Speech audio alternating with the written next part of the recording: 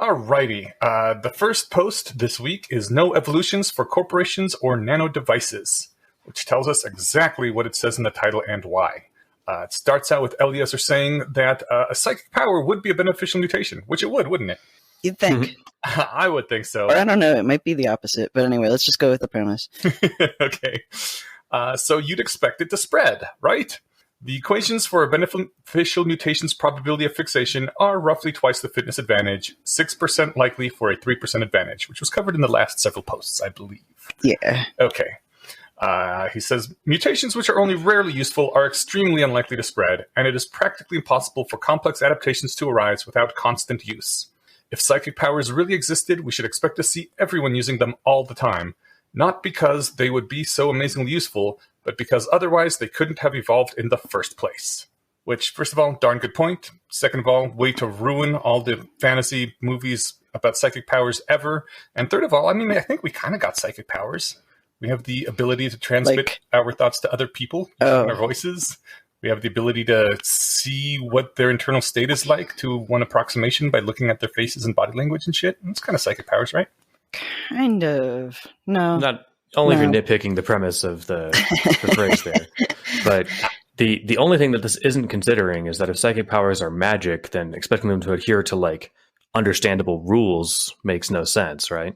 Well, only in the sense that everything in the universe adheres to understandable rules, so there's no such thing as magic. Well, but yeah, so I'm just saying that if someone says I'm psychic, they wouldn't say it's genetic, it's on chromosome 22, right? They'd be like, it's magic, fuck you. But other than that, I think the premise of a lot of comic books was it's on chromosome 22. Stepped in some radioactive ooze and now I can use my brain better. Yeah, that's how it works. Charles Xavier got bitten by a radioactive psychic and became psychic himself. That would be the best way to get a power. Depends what bites you. Oh, no. That's how you get the zombie power, right? And the vampire power? The zombie, it's Scarecrow's power. Right. Now, vampirism would be more of a power because it comes with, doesn't it? Like, yeah, it comes with a lot of perks. Yeah. You just have to become a murderous monster. But yeah. Love that show. Anyway, though. Yes. So he tells us about Price's equation, which speaks about how genetic differences come to fixation with any population. It's a elegant short equation, which, only covers like the most broad strokes, kind of like Mendelian genetics, only covers very simple dominant submissive gene traits rather than the really complex ones. But it is a very good starting point. He says, with Price's equation, to think of how it works, you consider height in general as the characteristic Z, apart from any particular genes. And Price's equation says that the change in height in the next generation will equal the covariance of height with relative reproductive fitness. So the more people with more height reproduce better than people with less height, the more height there will be in the next generation. Makes sense? It's actually weirder than that because it has to do with like sex-specific stuff. He doesn't talk about that, but I was just thinking about it. Yeah, well, it was, like I said, a generalization, easy to remember, quick little thing to... I guess generalization isn't the right word, but it's simple 101 level stuff. Yeah. Heuristic is good. Anyway. Stephen, what word would you use to explain this sort of easier 101 kind of thing? Accessible. Sure, that works. Yeah. Okay. I'm good with that. Yeah. And then like the average characteristic changes according to its covariance with relative fitness rather than its absolute fitness.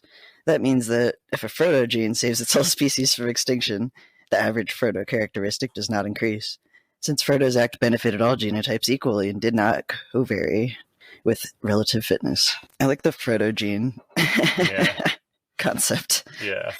It's the gene that makes you heroically sacrifice yourself to save the species, specifically. Mm-hmm. I mean, it's a really good name for that gene. Although I guess Frodo didn't technically die. Yeah, but he would have. Yes. He was ready. And then there's this fun Lovecraftian aside. It is said that Price became so disturbed with the implications of his equation for altruism that he committed suicide, though he may have had other issues. Overcoming Bias does not advocate committing suicide after studying Price's equation. Thanks. I'm glad that he cleared that up. Yeah. I was a little worried for a minute. This was back when he was still posting on Overcoming Bias rather than LessWrong. I love this thing because one of the major things with Lovecraftian horror is that people see something that is so like disturbing, so outside the bounds of what they can comprehend, that they go insane and they kill themselves, or they have to be committed to a psychiatric hospital for the rest of their lives, or just something, right? They're taken out of life, basically. Might as well be dead. And some info hazard. it's an info hazard, but it's usually something dumb like, I saw a creature which cannot exist, or I saw a color which doesn't exist anywhere and I can't describe it. And my brain. But like here, it's red, it's purple, it's purple. I can't deal with life anymore. Right. But I don't want to diss on Lovecraft. I love Lovecraft's fiction. So I always thought it was kind of a silly characteristic of his fiction, but it's still great stuff. Anyways, the fact that Price found one of these info hazards where he's like, oh my God, anything that helps everybody instead of just the gene holder will not come to fixation. The whole human race is doomed because we are evolving. Oh, this is terrible, and kills himself. It's just like, it's great. I kind of love it. I mean, I don't love that he killed himself. That part sucks. It's kind of terrible, actually. Yeah, but it's like an actual Lovecraftian thing in real life, and I thought that was awesome. And obviously, he must have had many other mental issues for this to actually push him over. I think he had some other stuff going on. Yeah. It's good horror. Yeah, totally. I feel like it's kind of just, I don't know, conceiving of the universe as it is sort of has that effect anyway. Like, it's all meaningless and terrible. And maybe you don't commit horror or commit suicide. Don't commit horror. You don't commit suicide right there. Yeah, stop committing horror. I'm trying. It's hard. Do continue. What Eliezer gets to after a few more paragraphs is saying that competition between replicating things is itself not sufficient for evolution. And in this post, he explains why that is. For starters, he says, if great-great-grandchildren don't much resemble their great-great-grandparents, you won't get more than 4 generations worth of cumulative selection pressure. With DNA, you have heritability lasting for millions of generations. Points out that DNA lasts long enough for a gene conveying 3% advantage to spread itself over 768 generations, and then another gene dependent on it can arise. So a 3% advantage can eventually rise to fixation, and then something else can build on top of that. Whereas corporations are certainly selected in the sense that incompetent corporations go bust. But in the same sense, any star that goes nova shortly after it forms is less likely to be visible when you look up in the night sky. But if an accident of stellar dynamics makes one star burn longer than another star, that doesn't make it more likely that future stars will also burn longer. So that's his saying that, corporations don't really, descendant corporations don't necessarily look anything like or very much like their parents. And certainly by the time you get to great-grandparents of corporations, they're totally different. So there's not really an evolution going on here. Remember when Amazon just sold books? I do remember that. They were always trying to get past that from the beginning. I know. I have this weird memory of them selling a few specific things, and I feel like one of them was cars. It was like books, cars. I might be making this up, but I think that happened. I was going to say it's funny that like he needs to take the time to say this, but this was in the mid 2000s of the internet, and misconceptions of atheism and especially evolution were abound, right? So yeah. Between that and what he's trying to get at with mind design and creation, he needs to spend a lot of time like, look, no, corporations don't evolve like butterflies, and here's why. Like when one corporation loves another corporation. I mean, I was on board with the whole corporations are going to evolve and get better over time thing. I just never really, because they were competing things and they did, replicate in a way. So I just seemed like, yeah, obviously anything that replicates is going to evolve. But no, it turns out there's a deeper mechanism, and this helped open my eyes to that. Well, that's good. Yeah. I think that it's just one of those things. Evolution can be used to apply to too many things. If it's enough to encompass viral epidemiology and whatever, Facebook becoming Meta, right? Yeah. So or I guess that's not a child company, but you know what I mean? It's evolving in that very, very loose sense, right? Yeah, it doesn't help that the word evolving and evolution is used for pretty much any change globally. Exactly. And then it has this positive connotation. Yep. Which really annoys me, because I'm like, It's a system of non-random death. Yeah. Stop glorifying it. Yep, totally. I remember going back to Amazon. I remember being in high school, and one of my friends was bitching about Amazon. He's like, they lose money every quarter. They have done nothing but lose money, millions of dollars every quarter for their entire existence. At this point, it was a number of years. I don't remember exactly. It's like, this is a total fucking scam. They want to sell everything in the world. They can't even make money selling books. They're gonna crash and burn. And I don't know if he actually tried to short them or if he was just complaining, because this was in high school in the 90s, and I don't think anyone had the tech savviness or ability to do that sort of thing unless they were actually, knew a broker. But he at the time, like, he made a compelling argument, and I was like, yeah, I guess I would like sell Amazon if I had any Amazon stock. And wow, I mean, you didn't. That would have been the worst advice in the entire world, because I would have sold Amazon when it was like dollars per share.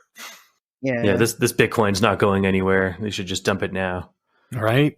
Alas, the purpose of Amazon was never to make money selling books. It was to lose a ton of money and capture the entire market. Yeah, take shopping online. Yeah, totally. Alrighty. Anyways, I do think that he picked a very good niche to start the take shopping online thing, partly because books are, indistinguishable from each other, and there's very little that can go wrong with a book that'll cause you to return it. And the post office has special, extremely cheap rates for mailing books and other media. So, like, it was just the perfect place to start that thing if that's what you want to do.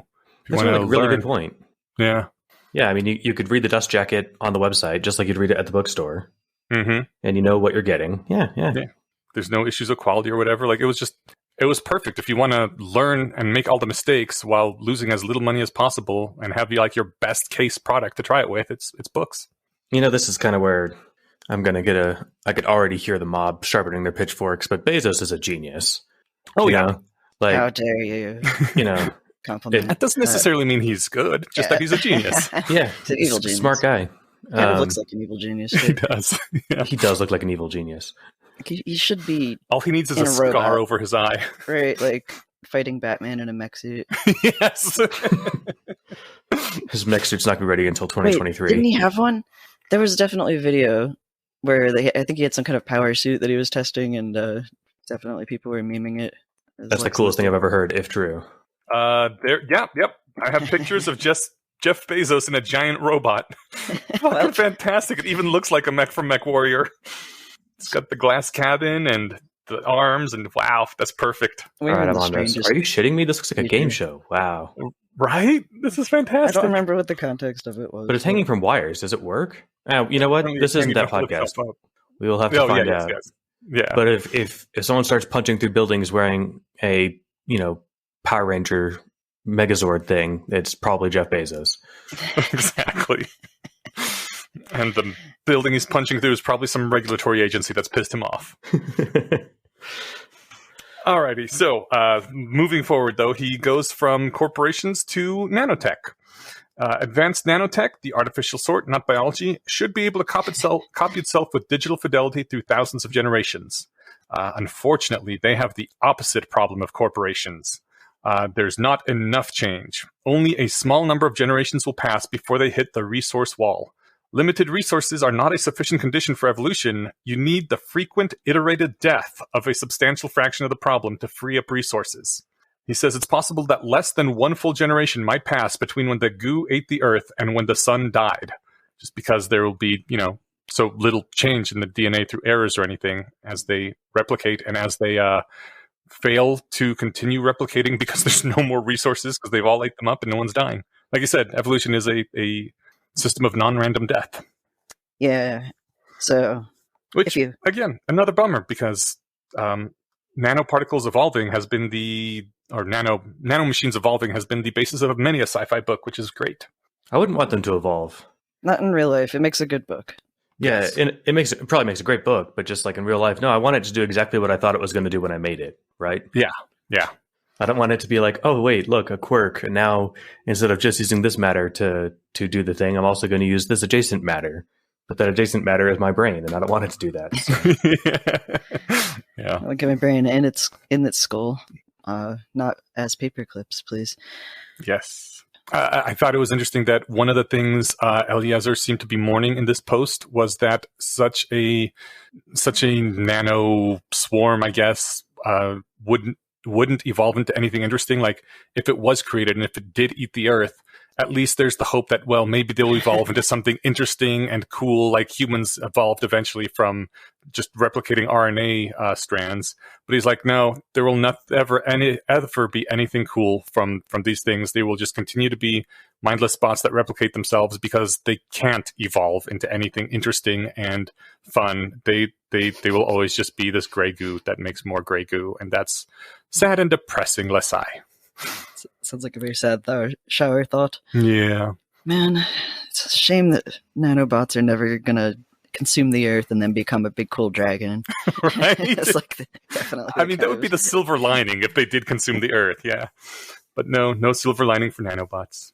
So yeah, if you have all the following properties: entities that replicate, substantial variation in their characteristics, substantial variation in their reproduction, persistent correlation between the characteristics and reproduction, high fidelity, long-range heritability and characteristics, frequent birth of a significant fraction of the breeding population.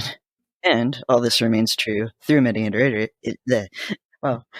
And I was doing so well. And all this remains true through many iterations. Then you will have a significant cumulative selection pressure enough to produce complex adaptations by the force of evolution. Huzzah! It's a lot of need, though. It is. But apparently, life found a way. Maybe other things. Well, I don't know. The finding of the way was called life. I mean, I think that you need the following properties, but the supermajority of them are going to just be the case anywhere before technology explodes, right? The only hard part, I think, is the replicating entities that don't replicate perfectly. Yeah, and then once you've got that, any planet in the universe that we're aware of will have every other condition. Am I being too general there? No, I don't know. I'm thinking about it. I don't know what. Well, if that were true, where are all the aliens, Steven? I don't know what percentages to put on that because I have no idea. We have one example. Yeah, I haven't thought about it very much. Like, which is that very common? Is that very hard? I don't know. Maybe if I were to sat down and think for a while, but then I would be wasting all your guys' time. Well, no, I think just the only maybe twist on it would be how variable the environment is. You need a somewhat stable but not perfectly stable environment and non-perfect replicators that use resources. Maybe this is the and die in a non. Oh yeah, of course. Somehow I took that as a given, but yes, that needs to be explicit. But yeah, I don't know. I guess to my quick answer to where are all the aliens is I'm guessing that first step is hard. I'm guessing that replicators aren't that common, or if they are, they don't get interestingly complex that often. Maybe just once. Become really complex and then blow themselves up. That's definitely possible. Or blow each other up. Or they all discover the price equation and are much more psychologically sensitive than we are and kill themselves. Humans are an interesting species because we can compartmentalize so well that we don't give a fuck when we find out terrible, horrible secrets of the universe that would drive any normal species insane. And almost none of us know Price's equation. Well, okay, that too. I read the post and I still don't know it because I don't remember it. Good. My mind rejected the mimetic hazard. Nice. Yeah, so that's a sad one. Yeah. Kind of. I mean, I guess. Also, reassuring in one way. Yeah. It's mixed. It's bittersweet. Yeah. The next post is, I thought it was a very short one. I'll sum it up. It does have the word simple in the title. Yeah. I'll sum it up and let you guys chime in if you think I missed anything or whatever. It's called The Simple Math of Everything, where Eliezer says there's a substantial advantage in knowing the drop-dead, basic, fundamental, embarrassingly simple mathematics in as many different subjects as you can manage. Price's equation or... Not that one. No, not that one. Right. That's an info hazard. Sorry. But, just the very simple things. He says force equals mass times acceleration is maybe just a little bit too simple, and you can get a little higher above that. But just the very, very basics, knowing the mathematical basics of a lot of fields is a huge advantage. And he wants someone to write a book called The Simple Math of Everything, or they could call something else if they really want to, because they're special. But that's a good name. It is a book written for people who are good at math, might not be really that weighty of a volume, just has the simple, basic, first-level math of everything in it. How long does it take to explain Bayes' rule to someone who's good at math? And he says this would be a huge advantage to everybody in the world. He specifically would like to have one for himself, and he hopes someone writes one someday. As far as I know, this thing doesn't exist, right? Well, there's like the XKCD thing explainer that's kind of... I mean, it's not... It's specifically not about math, though. Yeah, it only uses the first 1,000 words. It does have math, but it just explains things. Yeah. It's a good crash course for introduction to stuff. Yeah. Mm-hmm. There's Bill Bryson's A Brief History of Nearly Everything. Yeah, that's a good one. Although, but yeah, again, they aren't mathy. Not just math. Or they aren't overly mathy. Yeah, but they're not just math. There is a Bayes' theorem for babies. I got that from my niece. Right, it's so good. I think when she was 1, and then for her second birthday, I think I got her Integral Calculus for babies. We do have a lot of listeners. If someone were to actually make this thing, we would totally interview them and advertise it. And I'm sure Eliezer would be happy and post something on his feeds. Like, I am not smart enough to write that, but somebody, or maybe everybody, if we all chipped in and just did one of the simple maths, then we could put it together. Honestly, like people like you and me are the target audience for this kind of book. People who are decent at math, but don't know the... Yeah, but it's just the basic, simplest, first-level thing about all the math. With some research, you could write it, I am sure. And then we could all benefit. It sounds like you're insisting that all three of us write a chapter before next episode. That hardly sounds fair. I am not insisting that. How dare you imply that I would insist I need to do more work? Well, if you insist. I'm trying to think of what I would focus on. I would probably just rehash that calculation that I think Darwin did with elephant reproduction. That if every elephant offspring lived, like they would cover the surface of the planet in X years. And since I can't remember how many years that was, that'd be my little contribution. Cool. All right. So did I get basically the gist of that post? Is there anything I missed? No, I think it's a good lesson to try and just like be mindful of, right? It's actually relates to one of the precursor like posts of our main subject that we're getting to. He basically points out, do a bit of scholarship and stand on the shoulders of giants before you just try and reinvent the wheel, right? Yeah. I know I'm jumping ahead to the main subject, but this is the same thing.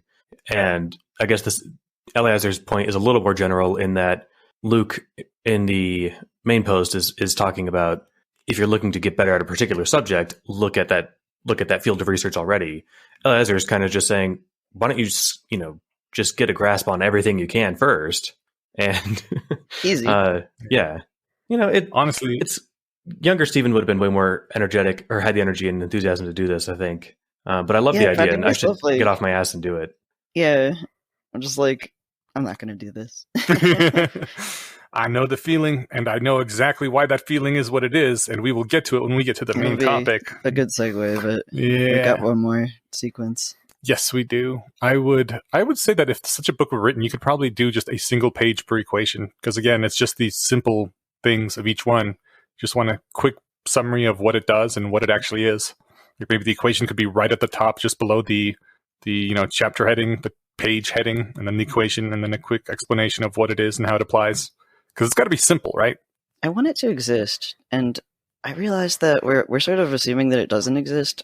Has someone written this since this sequence was put out there? I don't know. If anybody knows, please let us know. Let me Google it right now. I mean, it probably wouldn't be named that because it's a good name, and people can't like name books. The first result is that LessWrong post. Well, that's not. Then there's the simplest math problem no one can solve on YouTube. It's just not at all what we want. Super simple math paperback, a math study guide. I don't think all the math you'll ever need. A self-teaching guide. At least this is what my filter bubble returns on the first page. Oh wait, the math of everything at Scientific American. What is this? It's probably like M theory or something. Though. Top unsolved questions in mathematics. Yeah, that's not the drop dead simple basics. The math of everything. Why would they call it that? Well, it looks like it does not exist. So, clickbait. If someone wants to make a lot of money, or if not that, like teach some people stuff. Apparently, Simple Math is the third studio album from an Atlanta-based indie rock band. Oh, nice. Yeah, Manchester Orchestra. I don't think anyone should have delusions of making a lot of money because writing books generally does not make a lot of money, but they would be contributing to the human body of knowledge and also like would be locally famous within rationalist niches of the internet. We can crowdsource this project. It sounds like we're halfway there. So, huzzah! Have we? Dare I say it? Conjured an evolution to serve us? I don't think we have, no. But it is a good segue. What are you segueing into, Stephen? The last post here that I will let you just succinctly summarize if you want, but. Yeah, sure. Okay, then I will go for it. I felt like I was talking a bunch, but I can do this, I guess, because I have apparently gotten the most sleep. I way overslept today. It was terrible. We did too. Anyways, that's a problem I wish I had. I mean, I was rested, but it wasn't great because then I had lost all those hours. Yeah, I always feel gross if I oversleep too. Yeah. It's like you need to get it in just the right window. Mm-hmm. Anyway, how about I'll start. Okay. Before 1995, the way animal breeding worked was you would take the top individual performers in each generation and breed from them. If you take hens who lay the most eggs in each generation and breed from them, you should get hens who lay more and more eggs. I don't know why I said it in that weird way, but... No, you said it fine. Okay. You see the problem, right? Now I feel like I need to act it out. I don't know. I did not see the problem. You should probably think twice before trying to conjure an evolution to serve you. Magic is not. The problem that we'd be just drowning in eggs? That is not the problem, no. I know, but I'm being kind of tongue-in-cheek, but it's funny. It's like, well, let's see. These are the two top-performing egg producers. Let's go ahead and make more of those, lather, rinse, repeat, and suddenly the chicken is laying an egg every 10 seconds, and it's burying our house. If that worked really well, though, like, that we would have noticed. We've been breeding animals as a species for a long time. Oh yeah, and there's just not enough energy kind of to do that it. way. But... Oh yeah, we have like. Did you see what we turned dogs animals. into? Yeah, have you seen a chihuahua? That used to be a wolf. Like, have you seen the ancient ancestors of grains and fruits that we have? Oh, they're nothing hideous. Yeah. I meant specifically the egg every 10 seconds, just because that takes a lot of making an egg is hungry work, and you need a lot of food for it. So that would be the utility monster chicken. Just shoving things down its gullet constantly. Well, I'm a snack factory now too. I can just dip in whenever I run low on snacks. I'll eat some of these eggs. Perfect. Yeah. I remember. I think it was the first time I had dinner at your house, Ian Yash. You guys had chickens, and that was the day I learned that chickens sometimes eat chicken eggs. Yeah. Sometimes eat their own. Yes, and we had chickens. I was like, I wonder how many eggs do they think they need to live? And you were one step ahead of me, and you're like, Stephen, I think the second law of thermodynamics has something to say about that. You cannot produce your own food source. You think they make enough eggs to feed themselves? Probably not, but how cool would that be, right? That would be pretty badass. They just found a way to cheat. A perpetual motion machine, but it's just a chicken. Yeah. Every time it lays an egg, it presses a little dynamo a little bit and then feeds itself. I keep trying to think of a way to tie in a which came first joke, but I can't. But we had the chickens when I was living in that house with Melissa. We had 6 chickens that lived in our backyard and a little hen coop and everything. What happened? Just we got divorced. Making enough eggs? Oh, okay. Yeah. I don't know what happened to the chickens after that, because fuck it, they were her chickens. I never wanted them in the first place. She took the chickens? No, you don't care. I do not care, no. I cared much more about other things. The chickens, honestly, I was like, oh, God, fine, we'll have chickens now. Because you want chickens and I love you. Learned a lot about chickens, though.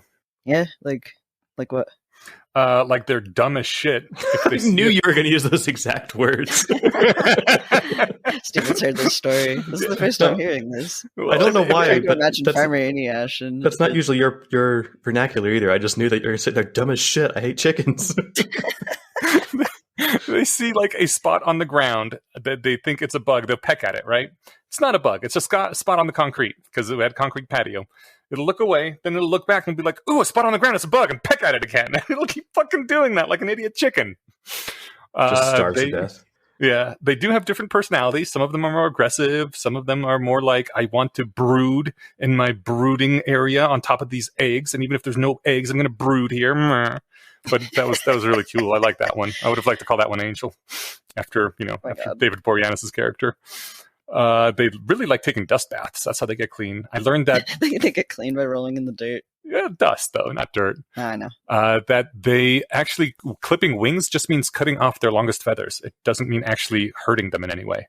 That was the big revelation. I was like, oh, because I was shocked that she was going to clip their wings. She's such an animal-loving person. She would never hurt any animal. And I was like, well, okay, they're your chickens. And then I'm like, all you did was cut some feathers. And she's like, yeah, that's clipping their wings. What did you think it was? But anyways, this is not the chicken podcast. That's our patron bonus special episode. Inuyasha's hour-and-a-half long take on chickens. It's. I mean, I've told you just about everything there is to know about chickens. They're also solar powered, which is neat. They're solar powered? When the sun is up, they come out and they do stuff. When the sun goes down, they go back to the hen house and sleep. I think that's called being diurnal. I call it being solar powered. Well, I am too then. Yeah. I don't know. Cool. You were up a lot after the sun went down, I heard. Yeah, that's true. Oh my god. Oh. Yeah, so anyway, we were saying, you see the problem, right? And then we got really off track. Individual selection doesn't necessarily work to benefit the group, but a farm's productivity is determined by group outputs. And he says that what actually happened was that the breeding programs optimized for chickens that would not only lay, a bunch of eggs, but would harass the other chickens and peck them and just, make them feel shitty so that they would not lay as many. So the chicken that laid the most eggs didn't necessarily have the highest egg output. She just suppressed everyone else's egg output by being a total bitch. And he says, indeed, for some strange reason, the individual breeding programs, which had been so successful in increasing egg production, now required hens to have their beaks clipped or be housed in individual cages, or they would peck each other to death. I've seen that process of chicks getting their beaks. Like, they actually just have like a little, I guess it's like a little heat stick, and they just burn the tip off. And there's, like, have you seen videos of this? People that work in like gigantic. Don't look at videos of this. Everyone have a good weekend, not a shit weekend. It's like a bunch of chicks just going by on a conveyor belt, and some person will just spends their entire day doing this. I have happy news actually related to that. Adorable. Like chickens, when they're adults, can be beautiful. There are some really cool variants. Like, have you seen the goth chicken? No. There's a chicken that is black. Like, its feathers are black, but its entire body is black, including its bones. Like, its bones? It's like maybe hyper-melanistic. Yeah, look up a picture of it. Okay. We should post a link to a picture of some cool chickens, because there's so many cool variants of like aesthetically pleasing chickens. You wouldn't expect it, but look at that. That is a super black chicken. But baby chicks, okay, I was getting to they're not, most chickens aren't this cool looking. They're kind of ugly and dirty. But baby chicks, they're so cute. They are really cute. And then happy news on this.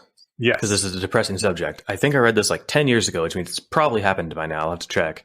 But Peter Singer mentioned in an essay that I read, like I said, something like 10 years ago, that McDonald's committed to, at some, by some year, which I'm assuming has passed, to switching to cruelty-free eggs. And since they're the world's largest purchaser of eggs, that was a huge benefit in the chicken suffering calculus. Awesome. What does it mean to be cruelty-free, though? Like the ones that can go outside. Like cynicism to it. Yeah, because I'm like, I think I remember that it doesn't really, I mean, it's definitely, I guess, a life improvement over them being in like little boxes that they can't even turn around in, and beaks clipped and stacked on shelves. I buy the expensive eggs, and they're like maybe twice as much as regular eggs. But since I don't eat eggs that much, then it's like, I don't know, $6 per thing rather than $3. And I maybe go through 2 dozen a month. So I'm looking at like an additional $6 a month. So I'm not imagining that translates into like a utopia chicken versus, a hell chicken. But I think the more expensive ones that say something like cruelty free or something on there, there's some wiggle room with the language that you can put on there, like that it's not. Yeah. I think that. That's what I'm trying to remember. It's something about, I think, cage free or. Yeah, cage free might mean like, that technically they're not in a cage, but it's still like, I think they're still in these like small pens or something. Yeah, it could mean access to the outdoors. It could, I think it was like access to the outdoors, which could be as little as having a window in the factory, but which is probably a quality of life improvement. I've worked in an office with and without a window, so I can, sort of relate. Not really. It's not. Offices without windows are awful. Yeah. I interviewed at a place that was in a converted warehouse, and I was like, Did you walk out? Yeah. Halfway through the interview, like, oh man. Not halfway through the interview, but it was a short interview, and afterwards I was like, yeah, thanks, I'll call you. I never called them. Have either of you ever done that? Like, you start an interview, and then like you like part of the way through have the realization, oh no, I don't want to work for this company. I mean, there was that place at the warehouse. There was another time. Again, the initial interviews for accountants are usually pretty short. I was like, can I see where I'll be working? And they took me, and it was an open office plan with people just sitting in rows next to each other and behind each other and no walls or anything. And I was like, okay, thanks. And I never went back to them either, because fuck open office plans. I'd rather die. Yeah, when I worked at the video games company, my boss was all about the open office, but he got his own office, of course. Yes, of course. But he wanted all of us, in a pen, Yeah. so he could monitor us. Yep. Yeah, fuck that shit. After only 6 generations of artfully imposed group selection, breeding from the hens in the best groups rather than the best individual hens, average days of survival increased from 160 to 348, and egg mass per bird increased from 5.3 to 13.3 kilograms. Damn. Egg mass. At 58 weeks of age, the selected line had 20% mortality compared to the control group at 54%. A commercial line of hens allowed to grow with their clips unbeaked had 89% mortality at 58 weeks. Beaks unclipped, not clips unbeaked. Wow, I can read. I do that too. Yeah. But yeah, 89% mortality is fucking insane. It's really not good. You're killing 9/10 of your fellow birds, man. But yeah, that Conjuring an evolution just by breeding the most egg producing hens really backfired there. Sort of like Enron. I know when you think of chickens, you think of Enron. Some of the younger people today may not remember Enron. Enron was an energy company based out of Texas that had a gigantic financial scandal. It was the biggest one of its time. And nowadays, I mean, $2 billion is still a lot, I guess, but we've had bigger failures since then. But it was basically just complete corporate corruption, malfeasance, lying, literally just lying about what they were making and what the costs are, changing the numbers on the books so that they were not actually reflective of reality. I'm imagining our younger audiences listening to this being like, yeah, they're a company, You're not supposed to literally lie on your own accounting books so that when you show it to other people, I mean, that's stuff that gets you thrown in jail, except I think only one person actually went to jail over this shit. Anyways, they were, at the time, like huge news because it was the biggest financial malfeasance collapse of a huge company ever. It was simpler times back then. It was. We were all really shocked by this. But the way Enron worked was that every year they evaluated all their employees, and the bottom 10% would get fired. Just bam, you're in the bottom 10% of performers, you're out, and the top performers would get huge raises and bonuses. And I mean, I think that sounds good, but then sounds kind of reasonable. It does sound reasonable, yeah. But then it's in this. Instead of increasing overall productivity, they got mean chickens, and actual productivity declined. They were selecting for traits like aggressiveness, sociopathic tendencies, and dishonesty, which, they still tend to do in companies, I think. I'm pretty sure that, I mean, much less so than to the degree that Enron apparently did. Yeah. Where they just turbocharged it. Get everybody who was even slightly nice kicked out of the company, like anyone who might take time out of their day to help you with something. Bake cookies? Yeah. Did you bake cookies for the office? Fired. Get out. Only do you have a ton of incentive to throw your coworkers under the bus. Imagine the anti-camaraderie, the pure hostility with your coworkers in an environment like that. And generally, it's really important to work with your coworkers and to help each other out on stuff. Unless you work in finance or something, from what I've heard. Really? I've heard that it's I'm thinking of stock trading. Okay. But I mean, I guess that depends on whether you fire the bottom 10% every year or not. I think natural selection happens to them. Well, I don't know. I don't know anything about this. I should shut up about it. Okay. The point is that conjuration magic is hard. Yeah. Yeah. When you conjure, you don't get evolution, the maker of butterflies. You get an evolution, just an evolution, with characteristics and strength that depend on your exact conjuration. Yes. And 3.85 billion years of natural selection produced molecular nanotechnology, cells, and artificial general intelligence, brains. You really don't want to conjure Azathoth at full power. You really, really don't. You'll get more than pretty butterflies. Yeah. That was fun to read. Yeah, that was a good way to end the post. Again, coming back to Lovecraftian stuff. He's like, this is bad. Is that Azathoth from Lovecraft? Yes. Yeah. He was the blind idiot god. Right. But, babbling endlessly. Mm-hmm. Speaking of endless babble, what are we going to be discussing next episode? Oh my God. That was perfect. Right into that one. Nice. Next episode, we will be talking about the posts Artificial Addition and Truly Part of You.